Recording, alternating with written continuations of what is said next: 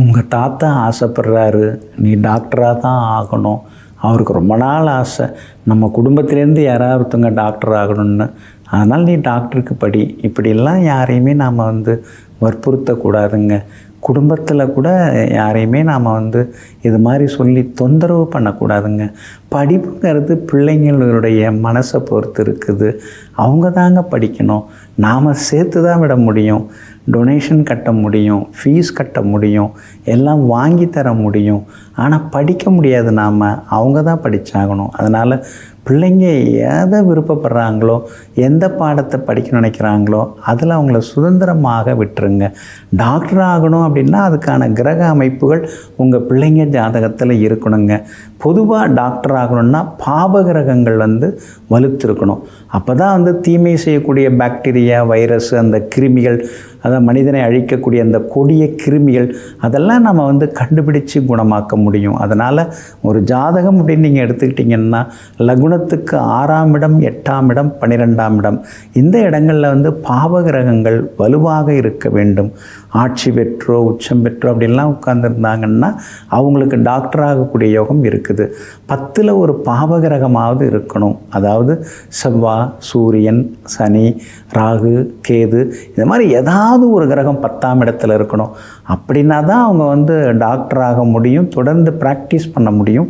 பெரிய பெரிய ஹாஸ்பிட்டல் அதெல்லாம் கட்டி பெருசாக அவங்களால சாதிக்க முடியும்.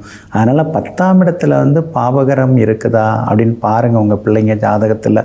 அப்படி இல்லையா அவங்கள விட்டுருங்க. ஏன்னா 10ஆம் இடத்துல ஒரு பாவகிரகம் இருக்கணும். இல்லைனா 10ஆம் இடத்துக்குரிய கிரகமாவது பாவகிரக சம்பந்தப்படணும். அப்போ தான் அந்த தேடல் இருக்கும். நோய் கிருமிகளை தேடுறது, அது சோதனை செய்து பார்க்குறது, லேபில் கொடுத்து பார்க்குறது, டெஸ்ட் எடுத்து பார்க்குறது, ஸ்கேன் பண்ணி பார்க்குறது, இதெல்லாம் பாவகிரகங்களுடைய வேலை தான். சுபகிரகம் அந்த அளவுக்கு யோசிக்க விடாது, செய்ய விடாது. ஆனால் பாவகிரகங்களுக்கு அந்த வலிமை இருக்குது. பாவகிரகங்களுக்கு தான் அந்த ஆராய்ச்சி மனப்பான்மை இருக்குது. அதனால தான் 10ஆம் இடத்துல ஒரு பாவகிரகமாவது இருக்கணும்.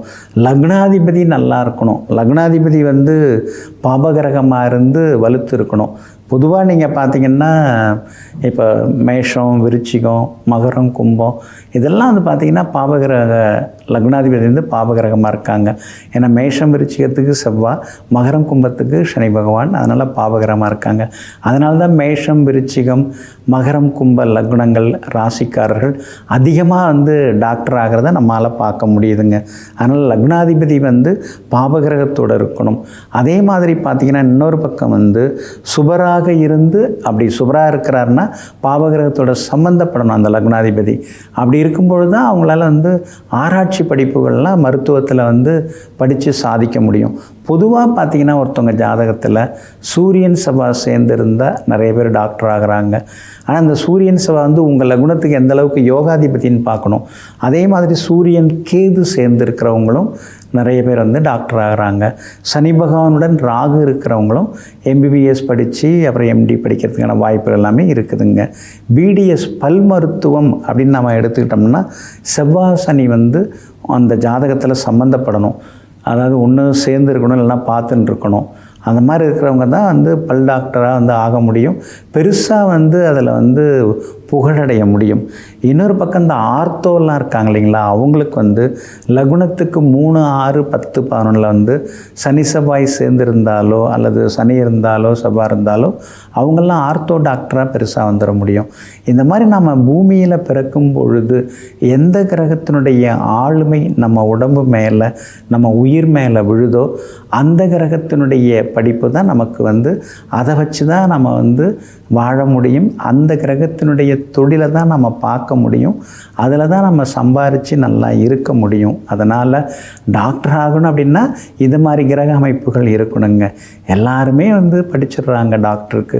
ஆனால் அதில் ஒரு சிலர் தான் பெரிய லெவலில் ஷைன் பண்ணுறாங்க, உலகத்தரத்தில் வராங்க, டாப் 10ல் வராங்க. அந்த மாதிரிலாம் உங்கள் பிள்ளைங்க டாக்டர் ஆகணும், நல்லா வரணும் அப்படின்னா நம்ம சொன்ன மாதிரி இந்த மாதிரி கிரக அமைப்புகள்லாம் இருக்கணும். இதெல்லாம் இல்லாமல் அவங்கள தொந்தரவு பண்ணாதீங்க. அதனால் டாக்டர் ஆகும் வாய்ப்பு உங்களுடைய பிள்ளைகளுக்கு இருக்கான்னு பார்த்துட்டு, அப்படி இல்லைன்னா அவங்க விருப்பப்பட்டதை படிக்க வைங்க. நிச்சயமாக அவங்க பிள்ளைங்க ஜெயிப்பாங்க. நெஞ்சிற்கினியவர்களே, மங்கள வாரமாகிய இன்றைய நாள் உங்களுக்கு மகிழ்ச்சியையும் மதிப்பையும் அள்ளித்தரும் நல்ல நாளாக அமையட்டும்.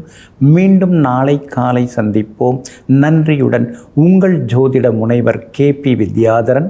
வணக்கம்.